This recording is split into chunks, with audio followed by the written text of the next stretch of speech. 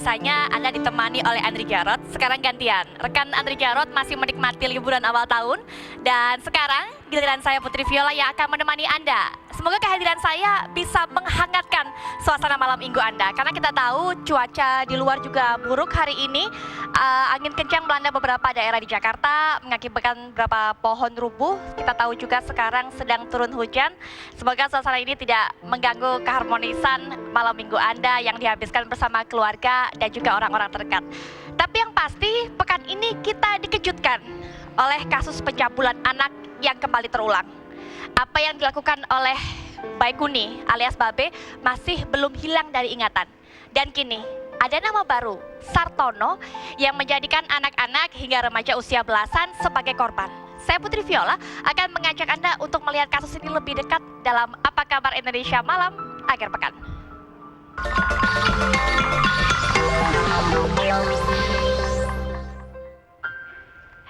Ya baik, sesuai dengan janji saya tadi, kami sudah menyediakan beberapa narasumber, Bapak Aris Merdeka Sirait, kemudian juga Mbak Lita Gading, dan ada beberapa ibu dari para korban dari Sartono alias Tony. Tapi sebelumnya, sebelum kita membahas mengenai masalah yang sedang hangat ini, saya juga akan memberikan kabar yang sudah dirangkum, kabar-kabar terbaru yang sudah terjadi selama sepekan ini. Yang pertama, soal Gayus. Kepala Barreskrim Polri, yaitu Komjen Pol Ito Sumardi, segera meminta keterangan pengusaha berinisial HS yang disebut-sebut menyandang dana untuk Gayus selama Gayus berada di tahanan. Dan nama pengusaha garmen di Tanjung Priok tersebut terungkap dari pengakuan Gayus dalam persidangan beberapa waktu lalu, dan hal tersebut disampaikan oleh Ito usai rapat koordinasi di kantor Kemenkumham soal kelanjutan kasus pemalsuan paspor Gayus. Dan kita akan simak berikut pernyataannya. Ya, pengusaha kan pasti kan berkait dengan masalah pajak ya, tetapi apakah memang pengusaha yang mungkin yang terkait ini itu memang karena memang kenal baik, pernah ditolong, ataukah memang berkolusi? Ini kan masih didalami bersama.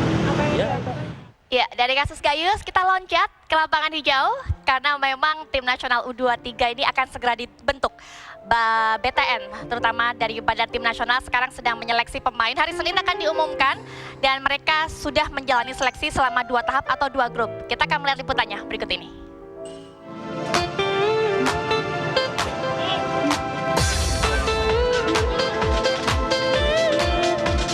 Sebanyak 26 pemain mengikuti latihan seleksi Tim Nasional Indonesia U23 di Senayan, Jakarta.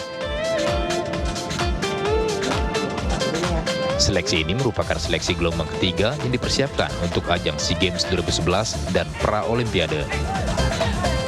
Seorang pemain keturunan Indonesia asal Belanda, Vincent Parto Subroto, juga tampak di antara 26 pemain. Vincent merupakan pemain sepak bola keselbasan SF Hoofddorp, Belanda. Namun menurut pelatih Alfred Riedel, Vincent Parto Subroto ternyata tidak masuk dalam tim nasional karena sejumlah alasan. Vincent is released because he is not fit enough. He cannot help us, so I release him. No need to train anymore with us. Just now I told him. And Ruben is a quite good player, and he will possibly come back. He must make his all this arrangement with his club and his private life and so on, and hopefully he come back. That means Vincent will not be selected. Vincent is out. Is out. He's out. Please.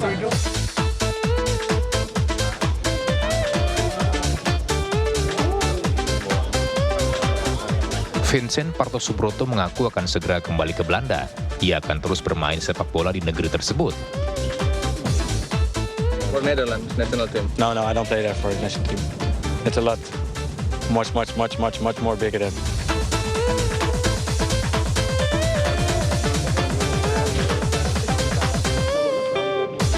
Seleksi tahap ketiga direncanakan berlangsung selama 3 hari.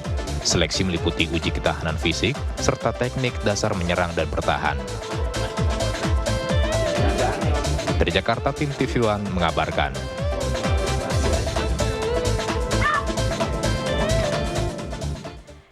Ya, ada nama-nama asing yang mengikuti seleksi untuk tim nasional U23 yang akan melakoni pertandingan di kualifikasi Pra-Olimpiade dan juga SEA Games di tahun 2011, tentunya Desember atau akhir tahun nanti. Berbicara mengenai nama asing, belum tentu menjadi jaminan, belum tentu lebih berkualitas. Sama seperti daerah wisata, justru daerah wisata yang lokal-lokal saja yang dimiliki oleh Indonesia merupakan sebuah kekayaan yang bisa menjadi tujuan favorit liburan Anda.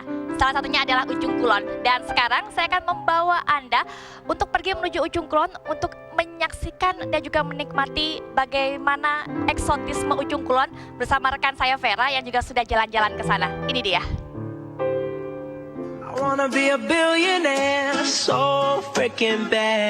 Pemirsa, liburan di akhir pekan ini, saya akan mengajak Anda untuk menelusuri kawasan wisata Ujung Kulon yang terletak di Kabupaten Pandeglang, Jawa Barat. Merupakan kawasan satu-satunya di dunia yang memiliki hewan langka badak bercula satu. Oke pemirsa, saat ini saya sudah berada di Pusat Informasi Taman Nasional Ujung Kulon. Nah, bagi Anda yang akan pergi ke Ujung Kulon, sebaiknya Anda menanyakan beberapa informasi di tempat ini. Yuk kita tanya-tanya saja.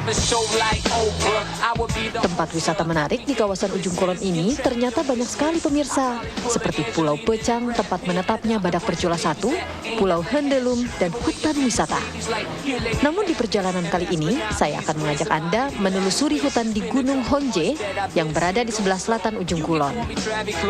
Ya, oke pemirsa, ini mungkin salah satu tempat yang menjadi tujuan wisata Anda di Ujung Kulon, yakni Taman Wisata yang terletak di Gunung Honje. Nah, di sini Anda bisa menikmati berbagai suasana hutan yang sangat sejuk dan indah sekali.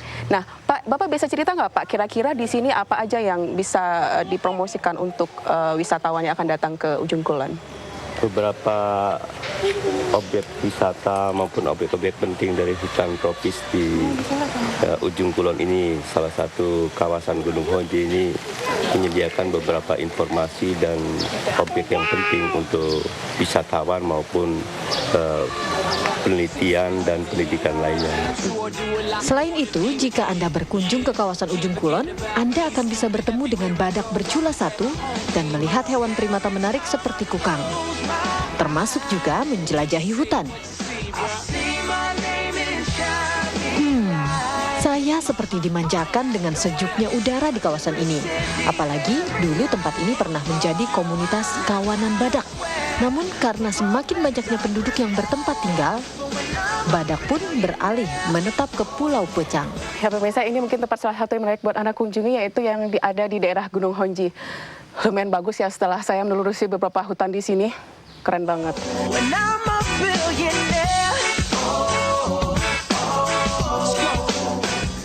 Bagi Anda yang suka bermain di pantai, salah satu pulau yang sempat saya kunjungi, yakni Pulau Umang, menarik untuk didatangi loh.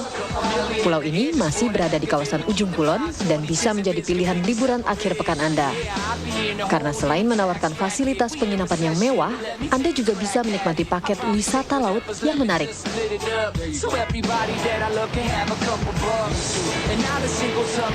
Ya pemirsa, untuk menikmati pasir putih yang sangat indah tidak lengkap rasanya jika Anda tidak datang ke salah satu pulau ini, karena di sini banyak menawarkan fasilitas wisata menarik. Dari Ujung Kulon, Jawa Barat, Mari Ferawati, Sri Agung Hendra Tivion mengabarkan. Ya, saya yakin kalau Anda tadi sudah melihat perjalanan yang dilakukan oleh rekan Vera, Anda pasti langsung ingin segera packing, ingin segera berangkat menuju ke Ujung Kulon, Banten. Besok masih hari libur, Anda bisa menghabiskan ke sana tentunya. Tapi sebelum itu saya akan mengajak Anda untuk membahas, untuk melihat lebih dekat kasus pencabulan anak yang dilakukan oleh sebuah nama baru. Nama aliasnya adalah Tony. Sudah ada narasumber di samping saya, Mbak Lita Gading. Selamat malam. Bapak Aris. Selamat malam. Dan juga ada Ibu Erna. Selamat malam Ibu Erna. Selamat malam. Ya, Ibu Erna tidak sendirian di sini karena membawa rekan-rekannya yang juga merupakan ibu dari anak-anaknya yang juga merupakan korban dari sang pelaku ini. Betul, Mbak. Baik, Ibu Erna dan rekan-rekan akan bercerita panjang lebar kepada Anda. Setelah yang berikut ini, apa kabar Indonesia Malam Akhir Pekan? Akan segera kembali.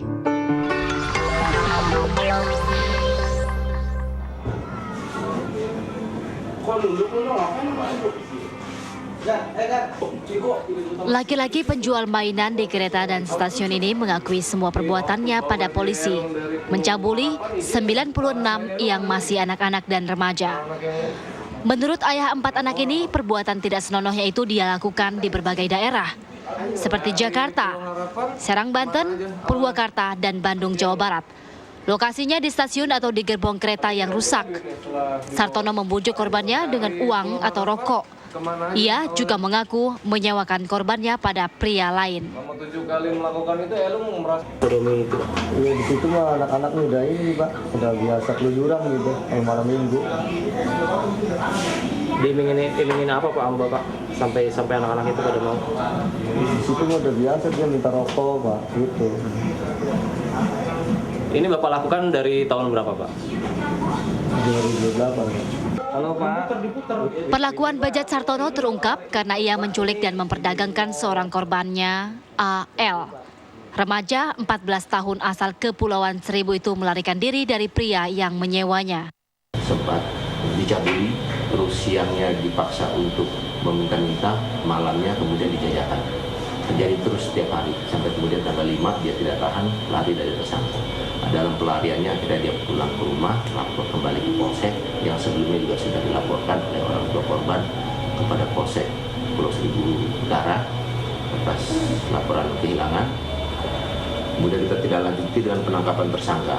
Dari hasil pemeriksaan tersangka,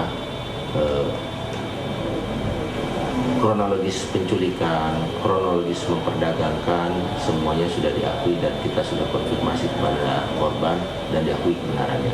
Yang dilakukan oleh penyidik sekarang adalah mencari bukti-bukti baru dan kami juga tetap melakukan recek pada TKP-TKP yang pernah didatangi oleh tersangka dan korban. Saat ini polisi masih memeriksa Sartono, sebab keterangan pria berusia 34 tahun ini berubah-ubah. Jika terbukti, Sartono akan dijerat pasal berlapis. Dari Jakarta, Windy Herdiawan, TV One mengabarkan. Sartono akui lakukan sodomi kepada 96 anak.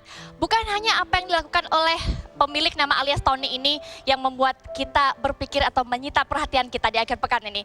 Tapi secara nominal, jumlah 96 anak Pak Aris. Ini pengakuan sementara kemarin. Mungkin ada bertambah lagi dari data yang Anda dapatkan Pak Aris. Ya, minggu ini saja saya kira angka itu fantastis ya. Yang membuat kita takut gitu. Karena sebelum selesai baru pengakuan 96, ada lagi korban guru justru wali kelas melakukan praktek sodomi kepada artinya muridnya, itu ada 10 lagi. Lalu kemudian ada pelaku baru lagi, ini ibu-ibu sebagai dari keluarga korban menambah lagi kasus yang sama. Nah, kami melihatnya ini harus dilihat secara komprehensif, secara menyeluruh, apakah ada sindikat-sindikat yang harus kita potong di situ karena ada pasar. Karena apa? Sartono misalnya ketika dia menculik anak, lalu kemudian dia melakukan praktek sodomi, lalu menjual kepada orang lain, itu berarti ada pasar, ada supply dan ada demand. Betul sekali. Ada pasar, ada jaringan. Dari 96 atau dari begitu banyaknya dari korban pencabulan, kita hadirkan para orang tua mereka atau beberapa orang tua mereka yang anak-anaknya menjadi korban sodomi ataupun pencabulan anak, begitu. Betul. Pak Aris dan juga Mbak Lita. Ada Bu Erna. Ya, Bu Erna tidak sendirian di sini, membawa rekan-rekannya. Mungkin bisa dikenalkan namanya masing-masing, ibu-ibu. Ibu, namanya? Nama saya Eni. Iya, Ibu Eni. Kemudian? Badia. Ibu Erna dan Bapak? Pak Budi. Baik, kita ke Ibu Erna dulu. Ibu Erna, apakah anak Ibu Erna sudah sempat pernah memberikan pengakuan, bercerita terus terang kepada Ibu Erna bahwa sudah menjadi korban dari sodomi atau pencabulan anak-anak? Pernah, Mbak. Pernah.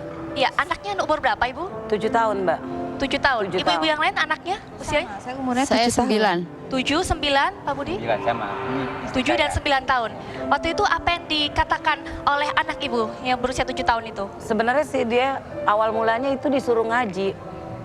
Tapi ya memang sudah berapa minggu ini dia nggak mau ngaji gitu loh Mbak. Setelah didesak-desak, tuh saya bilang sama bapaknya, maaf ya Mbak kalau kurang sopan. Betul. Si anak ini kok tidak pernah buang angin gitu, kentut gitu, atau buang airnya langsung ser-ser aja kan gitu. Itu ibu ketahui dari anak yang mengadu atau? Bukan, penglihatan saya sendiri, terhadap anak saya gitu.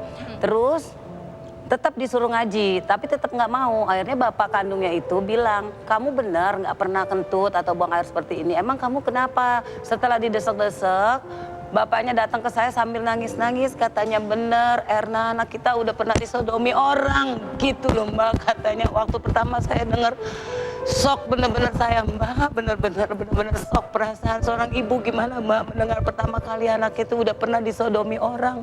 Ya, dan yang menurut anak ibu yang melakukan sodomi adalah siapa bu pelakunya? Pertama dia belum begitu ngaku, setelah kita bujuk, kita tanyakan pelan-pelan, akhirnya terungkap bahwa bapak-bapak usup mah yang telah masukkan ini aku ke titiknya, masukin ke ini aku. Bapak usup? Bapak usup adalah? Pelakunya Pak. Pelakunya? Dan hubungannya dengan korban? Nggak tahu ya, cuma dia tinggal di situ hanya kenal aja gitu, nggak ada persaudaraan atau tetangga juga nggak. Orang kita biasanya kenal bahwa orang itu memang tinggal di situ, tapi nggak tahu bahwa dia tuh orang mana apa, saya nggak tahu, saya kenal sepintas-sepintas aja gitu. Ibu sendiri, Bu Erna tidak mengenal siapa Bapak Usup itu, tidak saya mengenal? Saya tahu orang itu siapa, tapi saya nggak pernah gitu ngobrol sama dia, deket lah gitu, nggak pernah.